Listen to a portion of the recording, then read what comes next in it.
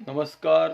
आपल्या उजनी धरण update news चॅनलमध्ये आपल्या सर्वांचं मनापासून स्वागत. आज 23 जुलै 2026. आजची सकाळची आकडेवारी देण्यास थोडासा विलंब झाला, कारण आमच्या परिसरामध्ये दिंडी सोहळे भरपूर येतात. त्या दिंडी सोहळ्यामुळं थोडासा उशीर झाला, त्याबद्दल सर्वांचं क्षमस्व. तर सकाळची आकडेवारी बघितली तर एक आनंदाची गोष्ट तुम्हाला सांगणार आहे. उजनी धरणामध्ये येणारा विसर्ग प्रचंड वाढलेला आहे. आणखी संध्याकाळपर्यंत त्या विसर्गामध्ये मोठ्या प्रमाणात वाढ होणार आहे आणि जवळपास 5 ते 6 धरणातून पाणी सोडण्यास प्रक्रिया चालू केली आहे. वीर धरणातून पाणी सोडण्याची प्रक्रिया चालू केली आहे.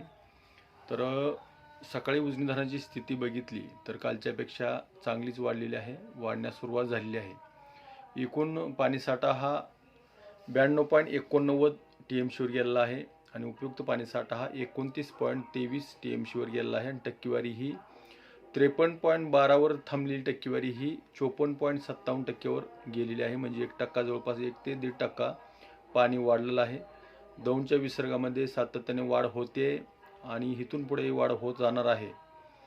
उजनी धरण भरणार आहे. दौंडचा विसर्ग जर बघितला सकाळी तर 18,970 क्युसेकचा विसर्ग उजनीमध्ये मिसळतोय.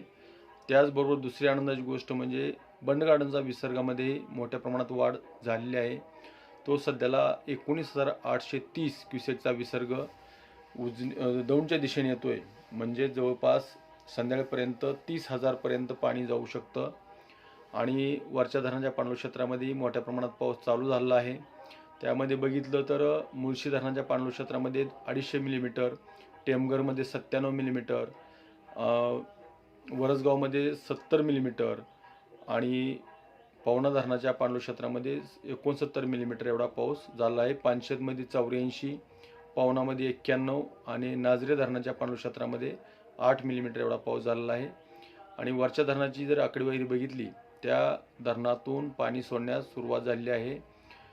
तर जवळपास 8 धरणातून पाणी सोडण्याची प्रक्रिया चालू झाली आहे. त्या धरणातून जवळपास 24,577 क्युसेकचा विसर्ग सोडण्यास सुरुवात झाली. त्यामध्ये वडदमधून 2200 क्युसेक्स, गोडमधून 4,000 क्युसेक्स, चिल्लेवाडीमधून 1,698 क्युसेक्स, कलमोडीमधून 1,220 क्युसेक्स, चस्कमानमधून 10,000 क्युसेक्स, वडिवलीमधून 4703 क्युसेक्स आणि कासारसाईमधून 750 क्युसेक्स एवढा विसर्ग चालू झाला आहे.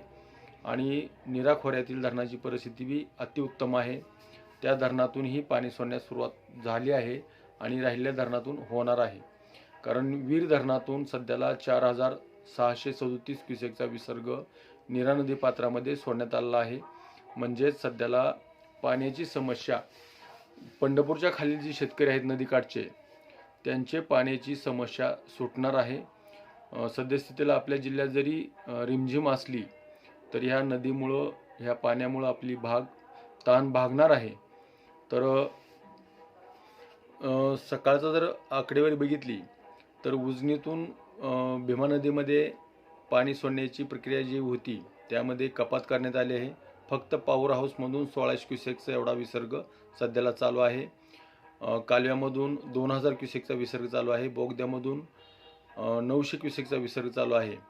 सेनामाडामधून 280 क्युसेक्स आणि दहेगाव सिंचनमधून 90 क्युसेकचा एवढा विसर्ग चालू आहे. भीमा नदीत जे पाणी सोडण्यात होतं ते पाणी कमी केल्याचं कारण म्हणजे नीरा नदीमधून पाणी येणार आहे. त्यामुळं भीमा नदीत सोडण्यात येणारं पाणी कमी केलं आहे. फक्त 1,600 क्युसेक एवढा ठेवलेला आहे. तर अशाच उजनीच्या ताज्या घडामोडीसाठी, ताज्या अपडेटसाठी आपल्या उजनी धरण अपडेट न्यूज चॅनलला लाईक करा, सबस्क्राईब करा, बेल आयकॉन बटन दाबा. म्हणजे सगळे मेसेज आपल्यापर्यंत डेली पोचतील. तर उजनी धरण अपडेटसाठी बेंबळेहून सिद्धेश्वर शिंदे. धन्यवाद.